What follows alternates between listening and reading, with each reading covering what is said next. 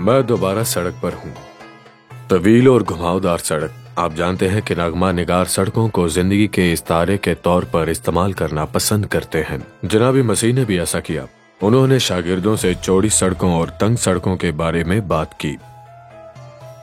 जब लोग किताब मुकद्दस के ज़माने में सफ़र करते थे तो उन्होंने ऐसा ही किया जैसे मैं कर रहा हूँ। वो एक जगह से दूसरी जगह चलते रहे और चलते चलते उन्होंने सब्ज़ा से भर दिया और इसी तरह पैदल चलते चलते इस रास्ते तक पहुँचे। ये किताब मुकद्दस के ज़माने में एक सड़क हुआ करती थी। इनमें से कुछ बहुत तंग थीं, इस तरह शायद 24 इंच चौड़ी, क्योंकि वो मकामी लोगों के जरिए बहुत हल्के सफ़र किया करते थे। जैसे ही वो एक ऐसे माहौल में दाखिल होते हैं जहाँ बैनुल अक़वामी मुसाफिरों की आमदो रफ्त हो तो सड़कें 15 फुट चौड़ी हो जाती हैं, जिसमें बहुत से लोग और फौजें सफ़र आराम से कर सकती थीं। जनाब मसीह का क्या मतलब था जब उन्होंने फरमाया तंग दरवाजे से दाखिल हो, क्योंकि दरवाज़ा चौड़ा है और वो रास्ता कुशादा है जो हालात को पहचानता है।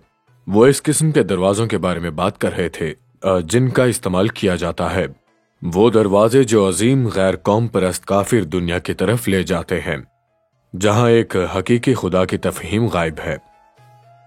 लेकिन तंग दरवाजे वो जो यरूशलेम की तरफ ले जाते हैं, जहां खुदावंद ने अपने आप को एक हकीकी खुदा के तौर पर जाहिर किया था। वो तंग दरवाजे हैं जो जिंदगी की तरफ ले जाते हैं।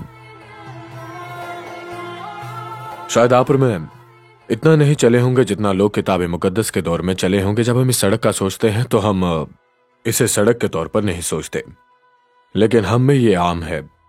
जिस तरह की सड़क पर हम रूहानी तौर पर चल रहे हैं, इसके नताइज होते हैं। हम इस बारे में इंतखाब करते हैं कि हम कैसे रहते हैं।